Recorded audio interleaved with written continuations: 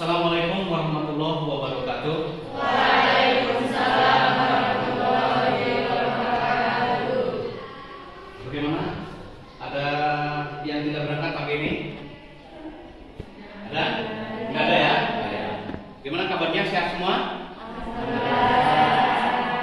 Anak-anak sekalian, untuk pagi ini mata pelajaran pendidikan anti korupsi seperti yang sudah kita terangkan beberapa yang lewat pertemuan yang sudah kita lewati, itu menerangkan tentang 9 nilai yang terkandung pada pendidikan anti korupsi.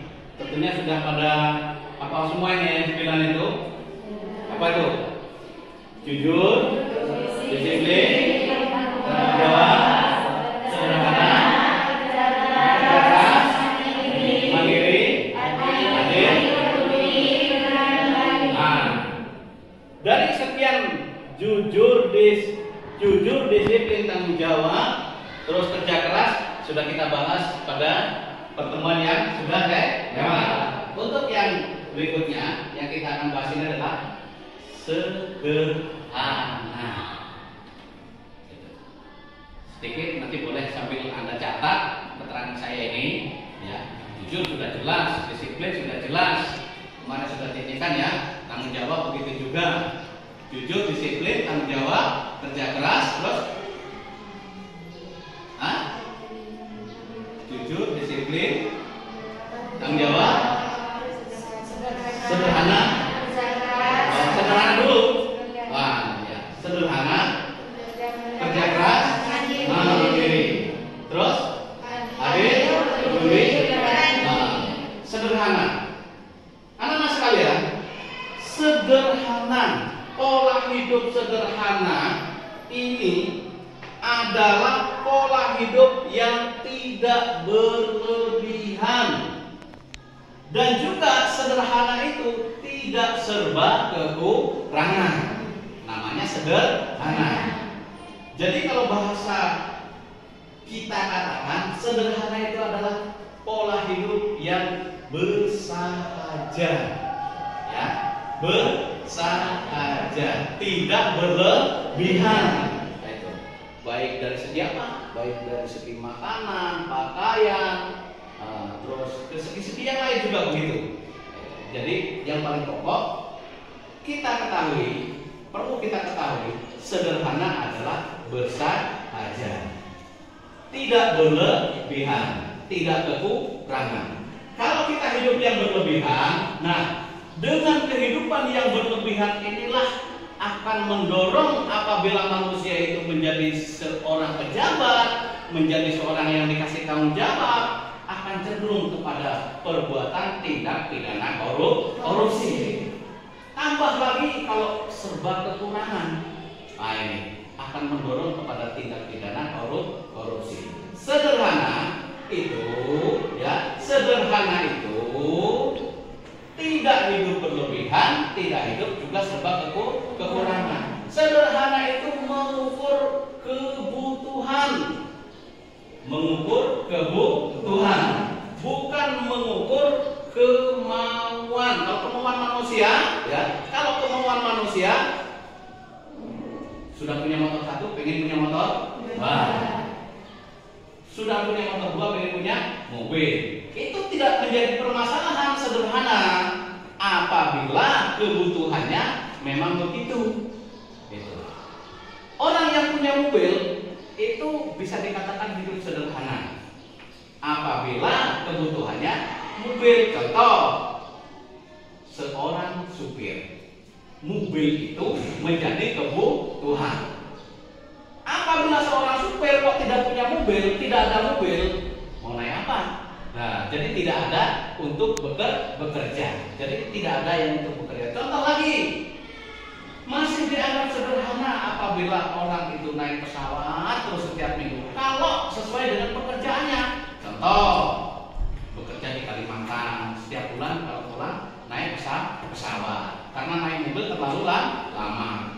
Duta besar itu Misalnya untuk Malaysia 1 bulan sekali pulang ke Indonesia, ke Malaysia otomatis memerlukan pesawat. Naik pesawat juga bukan hidup berlebihan. Apabila sesuai dengan kebutuhannya, maka bisa dikatakan naik pesawat itu juga menerapkan hidup sederhana.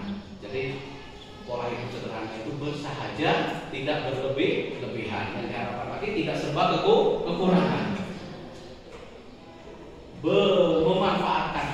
Memanfaatkan kekayaan berdasarkan kebutuhan. Oke? Ya, namanya sederhana. Ada pertanyaan, keterangan saya sedikit ini tadi untuk membuka. Manfaatnya sederhana itu apa? Ya, manfaat hidup sederhana. Manfaatnya hidup sederhana itu tenang dalam pemikiran. Contoh, orang yang sangat kaya raya hidupnya berlebihan, tidurnya tidak akan tenang. Makanya orang yang sederhana itu yang paling pokok hidupnya tenang, tidak takut dirampok orang. Ya, kalau menyimpan kekayaan misalnya di rumah dengan emas dan lain sebagainya taruh di rumah karena pengen hidup berlebihan supaya kelihatan orang, istrinya ataupun anaknya, tidak akan tenang. Ada orang lewat sedikit selalu waspada kalau nanti malam datang perang.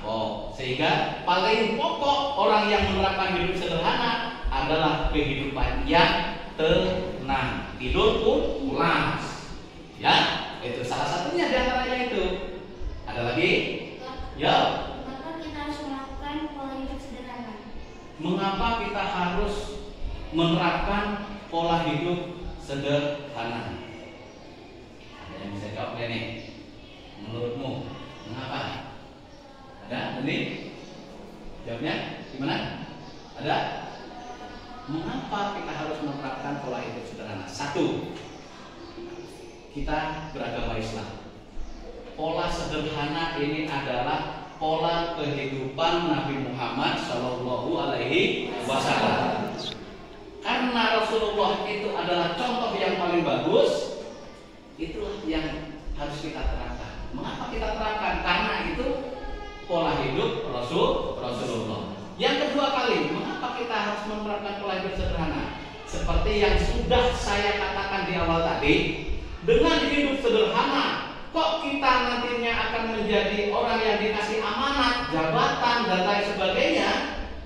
Dengan hidup sederhana, kita akan terhindar dari perbuatan tindak pidana kasus korupsi. Makanya dalam pembelajaran pendidikan anti korupsi ini, pola hidup sederhana sangat dibutuhkan. Makanya dalam pendidikan anti korupsi sederhana ada. Karena apa? Ke-9 nilai pendidikan anti korupsi itu tujuannya untuk menghindari kita dari perbuatan tindak pidana korupsi. Nah, itu makanya kita harus hidup sederhana. Nah, ada lagi pertanyaan? Ada lagi? Jadi itu yang anak sekalian, nanti ada beberapa pelajaran yang harus kita tulis supaya apa? Kalau saya terangkan saja, mungkin keluar dari sekolah ini Anda akan lupa. Tapi kalau ditulis, paling tidak Anda nanti akan dipelajari di rumah. Nah, jadi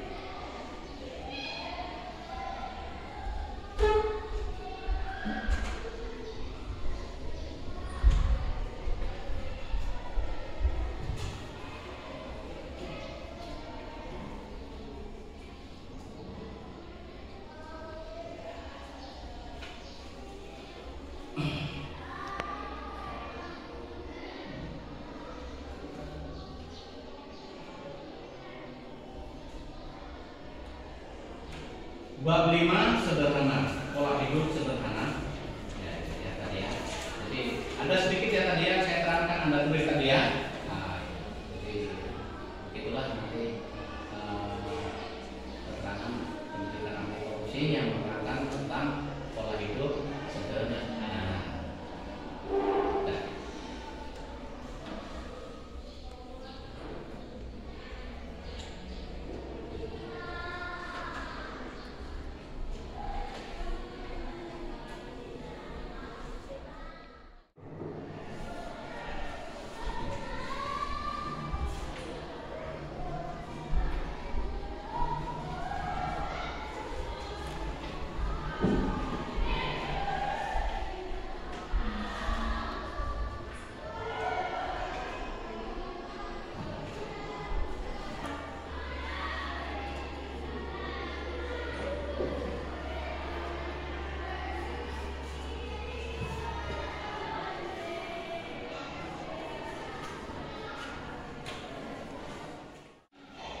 Jadi dari sekolah itu menyediakan buku khusus, buku bacaan-bacaan umum yang sifatnya mengacu kepada pelajaran pendidikan anti korupsi, yang mengacu kepada pelajaran pendidikan anti korupsi.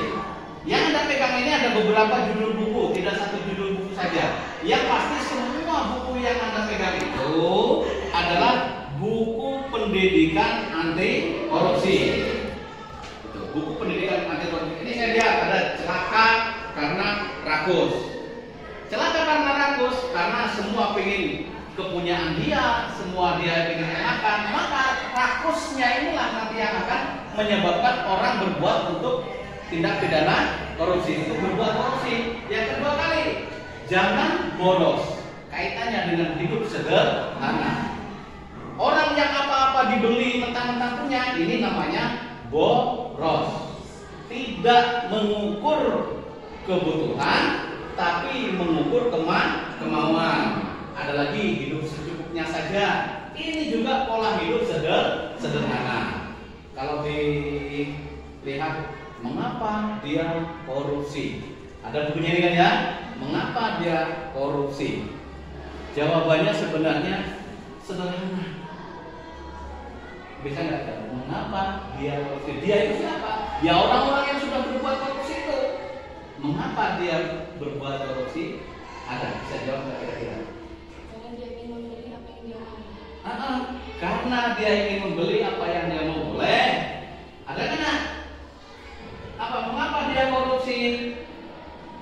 Jawabannya sangat sederhana. Karena dia tidak menerapkan nilai-nilai anti korupsi, tidak jujur, tidak disiplin, tidak tanggung jawab, tidak mau hidup sederhana, tidak mau kerja keras, tidak mau hidup mandiri, tidak adil, tidak peduli,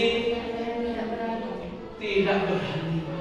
Sehingga itulah dikatakan jawabannya mengapa dia korupsi, karena tidak menerapkan nilai-nilai anti korupsi.